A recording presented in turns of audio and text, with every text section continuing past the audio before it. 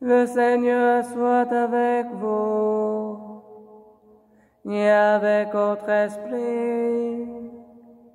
Évangile de Jésus-Christ selon saint Jean. Gloire à toi, Seigneur.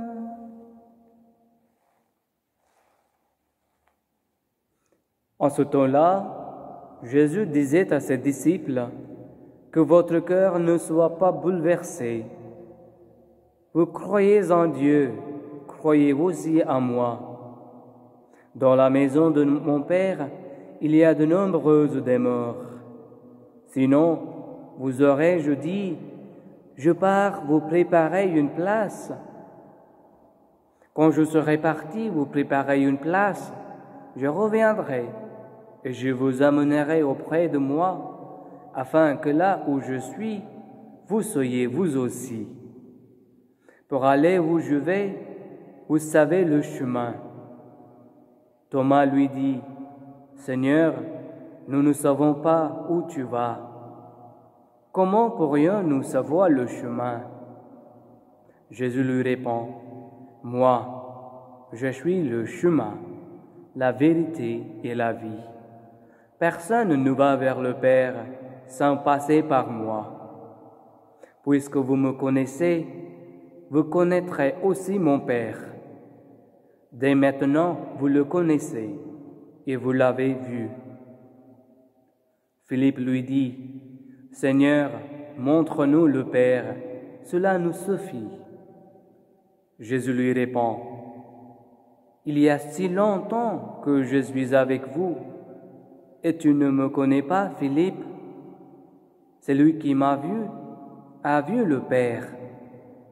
Comment peux-tu dire: montre-nous le Père? Tu ne crois donc pas que je suis dans le Père et que le Père est en moi?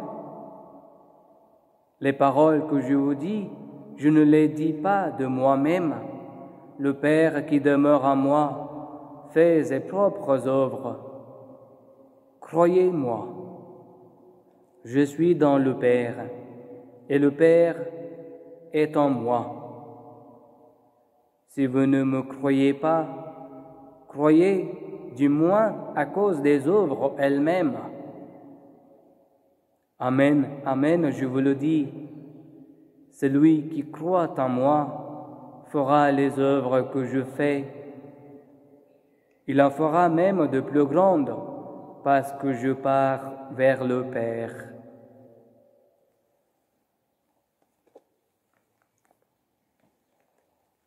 Acclamons la parole de Dieu. Louange à toi, Seigneur Jésus.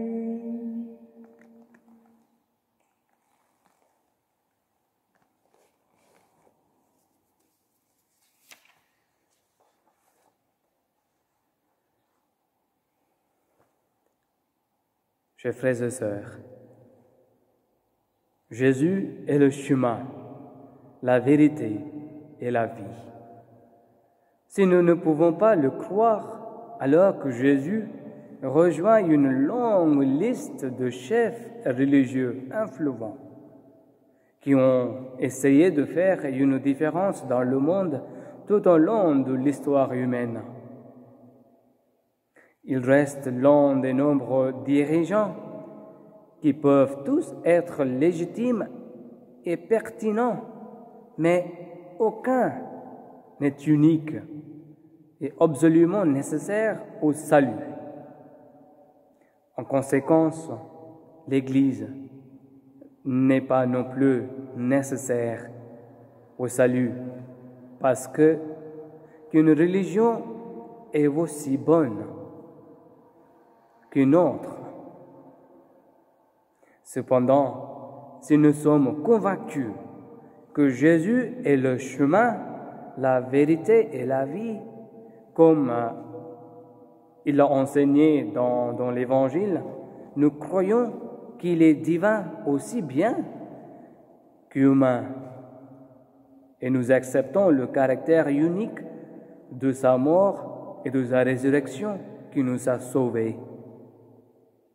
En outre, nous reconnaissons le caractère unique du christianisme parmi les différentes religions du monde. Et nous reconnaissons la nécessité absolue de l'Église pour le salut. L'Église est nécessaire parce que l'Église est le corps du Christ et que Jésus-Christ est le chemin, la vérité et la vie. Que signifie donc prétendre que Jésus est le chemin, la vérité et la vie? Très simplement, cela signifie que Jésus est le chemin qui mène à notre vrai foyer céleste. Il est le seul moyen parce qu'il enseigne la vérité et parce que la vie du Père est en lui. Ainsi, la plénitude de la révélation de Dieu se trouve en Jésus. Tout ce que Dieu souhaite que nous sachions sur sa nature et sa volonté se trouve en Jésus, qui manifeste l'amour inconditionnel et le pardon de Dieu le Père. Il meurt pour nous tous, afin que nous puissions avoir la vie éternelle, une vie dans l'abondance. Dieu se trouve en Jésus, qui est Christ le Seigneur. C'est pourquoi Jésus a dit à ses disciples, « M'avoir vu, c'est avoir vu le Père. » Jésus est venu dans le monde pour nous enseigner, pour nous révéler qui est Dieu le Père. Lorsque nous acceptons Jésus comme notre Seigneur et notre Sauveur, nous sommes assurés que nous sommes en contact direct et personnel avec Dieu. Jésus est le chemin, la vérité et la vie, non seulement pour ceux qui le connaissent et croient en lui explicitement, mais aussi pour toutes les personnes qui sont sauvées, pour toutes les personnes qui reçoivent une demeure éternelle dans le ciel. Les chrétiens croient et enseignent que Jésus-Christ est le seul médiateur entre Dieu et tout le monde.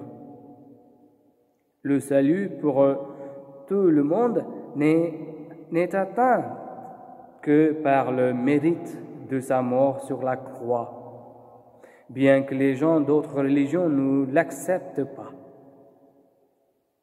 Jésus est le Sauveur universel.